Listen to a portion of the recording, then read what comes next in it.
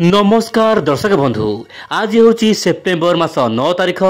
एवं 10-11 तारिख में केमी राज्यर पाणीपाग राज्यर केतक अंचल वर्षा होगा नहीं बर्तमान विभिन्न मॉडल आकलन कर समय मध्य गोटे घूर्णिबलय बंगोपसागर सृष्टि हो सारी आप मोबाइल स्क्रीन में देखिपे एपटे दर्शक बंधु गोटे पर गोटे लघुचाप आसो बोली मॉडल आकलन करसतु आज पाणीपाग अपडेट आलोचना करवा पूर्व चैनल नुआ अच्छा चैनल को एवं सब्सक्राइब करूँ प्रत्येक दिन संध्या 7टारे पाणीपाग खबर देखु दर्शक बंधु बर्तमान धीरे धीरे दक्षिण पश्चिम मौसुमी वायु उत्तर भारत विदाय नहीं पारे। दर्शक बंधु उत्तर भारत विदाय नेब मौसुमी वायु जहाँपाई कि पाग बर्तमान धीरे धीरे परिवर्तन हबार लगी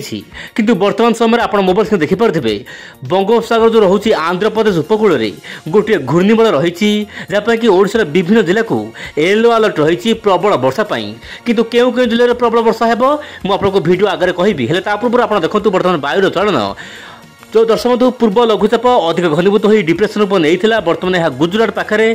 केन्द्रीभूत होती धीरे धीरे पश्चिम उत्तर पश्चिम दिग गति कर पाकिस्तान कराची पाखे यह केन्द्रीभूत होती यार प्रभाव में पाकिस्तान विभिन्न अंचल में वर्षा देखा मिलूँ।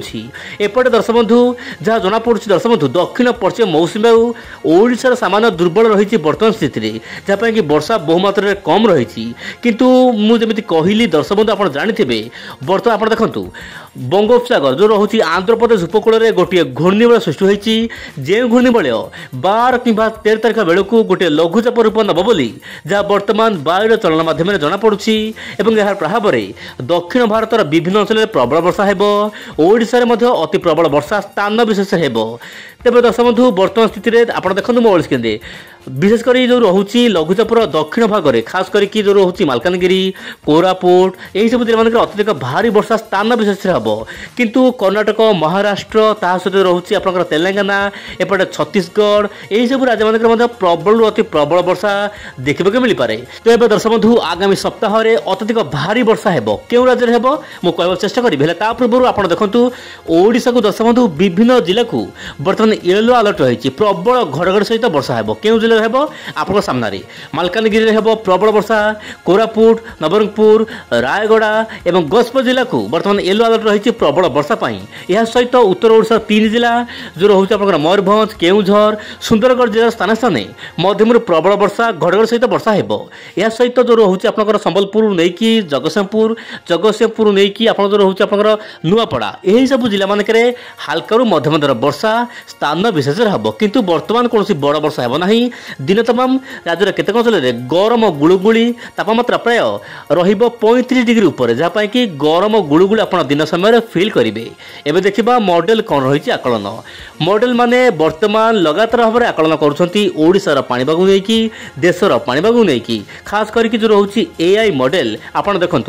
12 नहीं कि 13 तारिख 14 तारिख मध्य प्राय 2 दिन मध्य दर्शक बंधु 12 ରୁ 14 मध्य जो रोचे उत्तर आंध्र प्रदेश ता सहित दक्षिण ओडिशा उपकूल में गोटे घूर्णिबलय हो यार प्रभाव में वर्षा लगातार हो किंतु जहाँ जमापड़ी मॉडल आकलन करुँची घूर्णिबलय अधिक घनीभूत होगापाई पाग अनुकूल हो न पारे दर्शक बंधु जहाँ मॉडल आकलन करुँची किंतु भारतीय पाणीपाग तरफ बर्तमान कौन स्पष्ट सूचना ना किंतु मॉडल आकलन करुँची लगातार भाव में वर्षा हो गोटे पर गोटे लघुचाप आसो आउ एक लघुचाप आसो आप मोबाइल देखिपे दर्शक बंधु